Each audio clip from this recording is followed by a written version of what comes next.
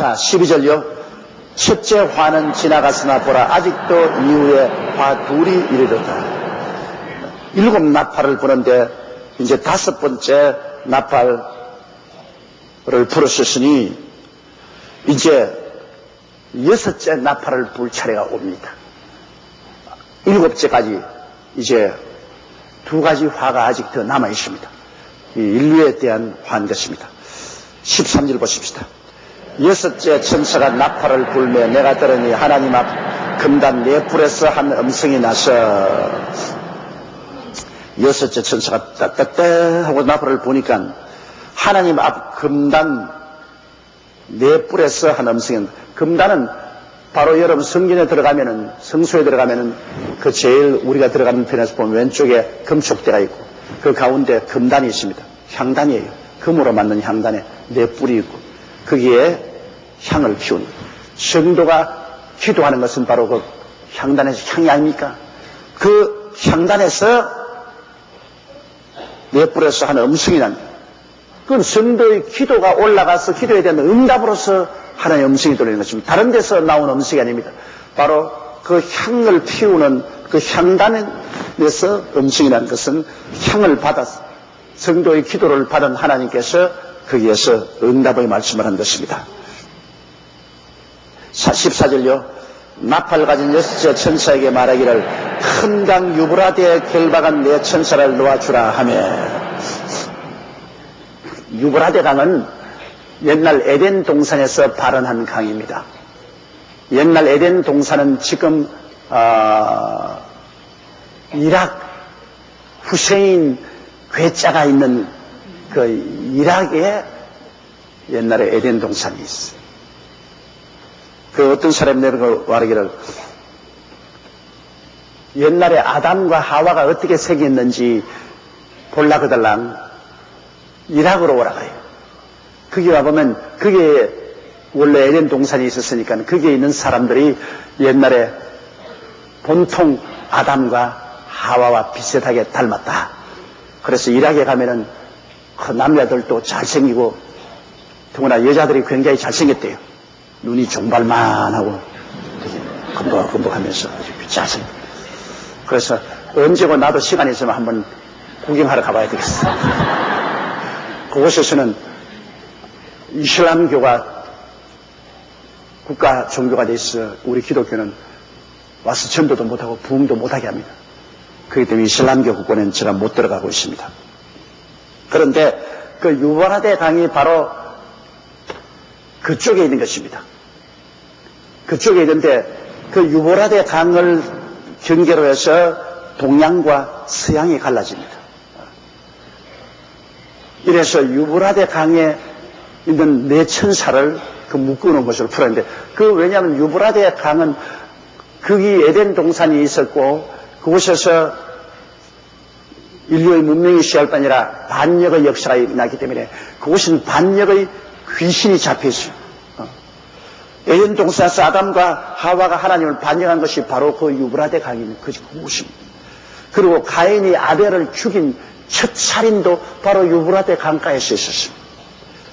그리고 또 바벨탑을 세워서 하나님을 반역한 곳도 바로 그 유브라데 강가인 것입니다. 집단적으로 인류가 하나님을 반역하는 곳입니다. 이 가나안의 동쪽 경계선으로 건너편에는 아수르와 옛날 바벨론 등 이방이 있어가지고 그 유브라데 강을 건너서 선민 이스라엘을 자꾸 쳐들어왔기 때문에 그곳은 바로 사탄의 본거지요 반역의 땅인 것입니다. 오늘날도 여러분 그곳이 바로 이락 같은 나라가 있어서 완전히 하나님을 반역하는 이슬람교를 받아들여가지고 아주 괴짜같이 행동을 하고 있습니다. 그러니 이 반역의 땅은 거기에 반역을 일으키는 귀신이 있어요. 여러분 가만히 우리 경험을 통해 보면 자동차 사고가 나는 데는 해마다 거기에 자동차 사고가 나요. 그곳에 귀신이 있어요. 흉가라 그런 데가 있지 않습니까? 그 집에 들어가면 망해서 나오는 거. 흉가가 있어요, 여러분.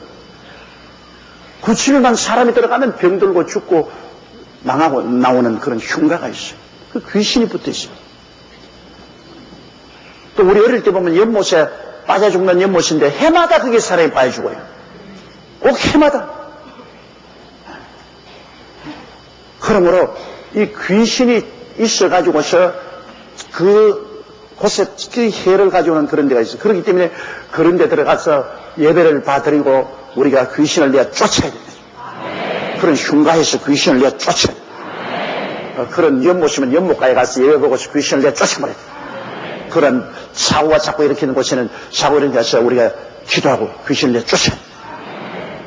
귀신이 모이는 장소가 있어. 그래서 우리가 예수 그리스도 이름으로 물리쳐야 됩니다. 이 교회는 얼마나 좋습니까? 여기는 하나님 성령이 계신 처소. 이런 곳에는 축복이 있는 곳입니다. 하나님의 영광이 있는 곳입니다. 얼마나 좋습니까? 바로 유브라데 강은 이 반역의 귀신들이 있는 곳입니다. 거기에 반역의 귀신은 유브라데 강에서 네 천사를 묶어놨습니다. 타락한 천사입니다. 이 전쟁을 일으키는 타락한 천사, 유브라데 강가에 딱 하나님 묶어놨어요. 활동을 못하게 해놨습니다. 그런데 이제 여섯째 나팔을 불 때 그 천사를 놓아줘라. 이놈들이 가서 그냥 전쟁을 일으키는데, 여러분, 전쟁은 우리 보기에는 한 나라의 대통령이나 수상이나 임금이 주장해서 전 군대를 동원해서 싸우는 것 같지만은 실제는 뒤에 전쟁의 천사가 전쟁을 일으키는 겁니다. 6.25 사변 난 때도 여러분 빨갱이 천사가 달라들어가지고서 이 사탄이 전쟁을 일으킨 거예요. 지금 하나님께서 그 전쟁의 귀신을 딱 묶어놓으니까 남북간에 아무리 어른들도 전쟁 안 돼요. 김정일이가 아무리 전쟁하겠다고 어른거려도 그 전쟁의 귀신이 묶여있는 이상은 절대로 전쟁 못 일으켜요. 그 전쟁의 귀신을 풀어놓으면 그 전쟁의 타락한 천사가 뇌리 충동을 일으켜서 전쟁을 일으킵니다. 우리가 육신적으로 보는 일어난 모든 일들은 배후에 영적인 세력이 있는 겁니다, 여러분. 우리는 그것만 보면 안 됩니다. 그 배후에 귀신이 있다는 알아야 돼요. 이 세상의 역사의 흐름은 배후에 눈에 안 보이는 하나님의 손이 세계를 이끌어가는 거예요. 미국 대통령이 이렇게 했다, 소련의 엘친이 이렇게 했다, 일본이 어떻게 했다, 중국에 누가 수상이 이렇게 했다. 그런 것은 우리 눈에 보이는 역사고, 그 배후의 손으로 움직이는 것은 눈에 안 보이는 하나님이시겠죠. 또 우리 가운데 여기에 전쟁과 전쟁 소문이 나고 전쟁과 살상이 일어나는 그 배후에 타락한 천사가 전쟁의 귀신이 역사하고 있는 거죠. 이렇기 때문에 실제로 여러분 하나님이나 귀신들을 제어할 수 있는, 귀신을 제어하고 하나님의 손길을 움직이는 것은 우리 성도들의 기도에 달려있는 것입니다. 기도가 얼마나 힘이 있다는 것을 우리가 알아야 돼요. 우리가 기도를 하면 우리 기도는 하나님의 팔을 움직입니다. 그리고 우리 기도는 이 귀신의 역사를 묶어놓을 수가 있는 것입니다. 성도의 기도가 한 개인이나 나라의 운명을 좌우할 수 있습니다. 우리 한국의 교회가 회개하고 우리가 모여서 부르짖어 기도하면 북한에서 아무리 전쟁을 하려도 전쟁의 천사가 묶여있기 때문에 우리가 기도로서 묶어버립니다. 엄청 못해요. 성경은 그렇게 말하고 있습니다. 무엇이 너희가 땅에서 매면 하늘에서 매일 것이요 땅에서 풀면 하늘에서 풀리리라. 기도로서 전쟁을 묶어놓으면 전쟁의 귀신이 묶여있는데 어떻게 전쟁을 일으켜요? 그리고 우리가 기도해서 하나님의 팔이 우리 위해서 움직이게 하시면 하나님은 우리에게 복을 주시지 않습니까? 너희는 내게 부르시져라 내가 내게 응답하겠고 크고 비밀한 일을 내게 보여주라. 환난 날에 나를 부르라 내가 너를 건지고 영화롭게 하리라. 우리가 부르시져 기도하면 하나님이 우리 위해서 역사하게 하시고 우리는 사탄의 권세를 묶어버리는 것입니다. 그러니 기도가 얼마나 중요합니까? 기도하지 않고는 아무 역사도 일어날 수 없습니다. 자, 그런데 유브라데에 결박한 네 천사를 놓아주라 하매 15절요. 네 천사가 놓였으니 그들은 그년 월 일시에 이르러 사람 3분의 1을 죽이기로 예비하더라. 그 유브라데 강에 전쟁의 타락한 천사 4명은 묶여있으나 풀어놓으면 하나님이 정한 그 년, 월, 일에 지구에 있는 사람 3분의 1을 죽이기로 작정을 했다. 그러니 여러분 우리 앞에 보면 이 요한계시록 6장에서 넷째 인을 뗄 때 이미 인류의 4분의 1이 죽었고 남은 4분의 3 가운데 또 여기에 와서 6장에서 여기 9장에서 또 3분의 1이 죽으니 전 3년 반 동안에 세계 인구의 2분의 1이 죽는 겁니다. 태만이 죽어요. 지금 60억이니까 여러분 30억이 죽어요. 얼마나 무서운 자연재앙과 전쟁의 재앙, 기근, 질병 이런 것으로 60억 인구 중에 30억이 죽는다는 것은 그건 정말 이건 종말입니다. 파멸이에요. 어마어마한 고통. 우리 6.25 전쟁 때 모두 합해서 300여만 명이 죽었는데요. 30억이 죽는다는 걸 생각해 보십시오. 보통 전쟁이 아니죠. 그러므로 불과 전 3년 반 동안 들림받지 못하고 남은 인구의 절반이 죽게 됩니다. 전쟁, 기근, 유행병, 자연재앙으로 사망하니 그 환란이 얼마나 극심한지 말로 다 할 수 없어요. 이거 장난 아니에요. 진짜 심판입니다. 60억 중에 인구의 30억이 전 3년 반 동안 죽는다는 것은 어마어마한 심판이 아니고 무엇이겠습니까? 그러므로 나머지 인구의 3분의 1을 죽이는 그런 거대한 전쟁을 예비했는데 16절 보십시다. 마병대의 수는 2만만이니 내가 그들의 수를 들었느니라. 2만만이라는 것은 계산 2만에다가 만을 곱하면 2억입니다. 군대 수가 2억이 유브라데 강을 건너서 들어온다. 나중에 아마겟돈 전쟁에 붙을 후 3년 반 마지막 아마겟돈 전쟁에서 지구 최후의 전쟁이 붙을 그 장면을 여기서부터 벌써 준비하는 것입니다. 여러분 2만만의 군대를 가진 나라는 중국밖에 없습니다. 2억의 군대를 가진 나라는 우리 한국의 인구는 다 들어봤자 남북한 총 합치도 7천만 밖에 안 돼요. 일본 인구도 1억 2천만 밖에 안 돼요. 오직 중국만이 지금 13억 인구를 가지고 있는데요. 중국만이 2억의 군대를 동원할 수 있습니다. 1965년 5월 21일 타임지에서 중국이 자국의 군대를 2억이라고 공식으로 발표를 했습니다. 그리고 현재 중국 인구가 13억인데 1985년도 민병대 수가 2억 5천만입니다. 그러므로 전 3년만 마지막에 하나님이 유럽을 적그리스도의 나라를 침공할 아시아 군대를 2만만이라는데 그때 여러분 요한이 이 예언을 할 때 요한은 어리벙벙했을 것입니다. 왜냐하면 그때 요한이 예언할 때 전 세계 인구가 2억밖에 안 됐습니다. 전 세계 인구가 2억밖에 안 되는데 군대 수가 2억이 되는 군대가 유브라데 강을 건너올 것이라고 했으니까 이거 뭐 말이나 됩니까? 말이 안 되죠. 그러나 이제는 예언이 이루어져서 뭐 중국 13억 인구인데 이미 중국의 민병대 수가 2억 5천만이니 그 수가 되고도 남음이 있는 거죠. 지금 중국은 어마어마하게 발전하고 있어요. 앞으로 25년 이내에 세계 3대 강국으로 부상할 것입니다. 얼마 안 있으면 중국의 경제력은 일본을 앞서게 될 것입니다. 뭐 완전히 막 개미같이 바글바글해서 밥만 먹여주면 다 일하고 월급도 막 아주 막 쥐꼬리만 좀 받아가 일만 하니까 중국하고 뭐 경제적으로 실험을 할 수가 없어요. 이런 우리나라는 바로 중국하고 몸을 맞대고 있지만은 노동 집약적인 산업 가지고는 우리가 앞으로 못 살아나가요. 중국 사람, 우리 한국 사람 10만 원 주고 고용하겠다면 중국 사람은 10,000원만 줘도 좋다고 일하니까 경쟁력이 없습니다. 이제 한국이 살아갈 것은 중국보다 머리를 써야 앞서야 되는 것입니다. 두뇌 경쟁력으로 우리가 중국보다 기술이 앞서야 살지 노동 집약적으로 그냥 일해가지고 하는